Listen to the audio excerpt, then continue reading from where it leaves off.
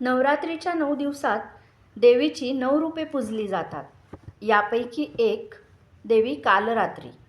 नवरात्रीच्या 7व्या दिवशी या देवीची पूजा केली जाते, ज्याला महासप्तमी असेही म्हणतात.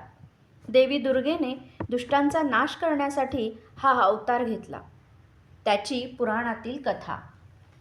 एकदा शुंभ, निशुंभ आणि रक्तबीज हे राक्षस तिन्ही लोकात दहशत पसरवू लागले.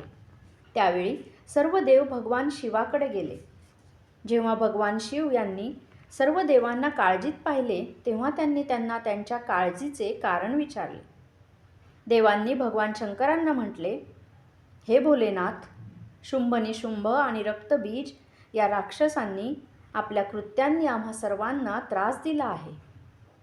हे ऐकून भगवान शंकरांनी जवळ बसलेल्या माता पार्वतीकडे पाहिले आणि तिला राक्षसांचा वध करण्याची विनंती केली. भगवान शंकरांची विनंती ऐकून देवी पार्वती नतमस्तक झाली आणि आशीर्वाद मागून राक्षसांचा वध करण्यास निघाली. राक्षसांचा वध करण्यासाठी देवी पार्वतीने दुर्गेचे रूप धारण केले.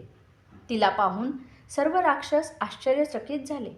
तिन्ही राक्षसांनी माता पार्वतीसोबत भयंकर युद्ध केले.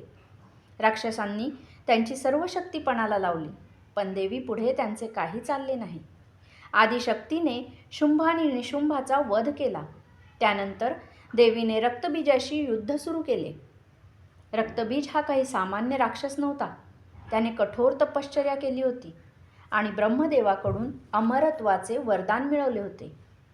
ब्रह्मदेवाने त्याला वरदान दिले होते की जेव्हा जेव्हा त्याला कुणी मारण्याचा प्रयत्न करेल, तेव्हा त्याच्या शरीरातील रक्ताचा थेंब जमिनीवर पडेल आणि त्यातून असंख्य रक्तबीज जन्माला येतील. या वरदानानुसार देवीने त्याच्यावर हल्ला करताच त्याच्या रक्ताचे थेंब जमिनीवर पडतील आणि भयंकर रक्तबीज प्रकट होतील. त्याच क्षणी देवीने कालरात्रीचे रूप धारण केले. दुर्गामातेच्या शरीरातून ऊर्जेची एक लाट बाहेर पडली आणि कालरात्रीची निर्मिती झाली. रक्तबीज अत्यंत शक्तिशाली असला तरी देवीला पराभूत करण्याची शक्ती त्याच्यात नव्हती. कालरात्रीने रक्तबीजला तिच्या खंजीराने मारले आणि त्याच्या शरीरातून रक्त वाहू लागल्याने तिने त्याचे रक्त प्यायले आणि रक्तबीजाचा संहार केला.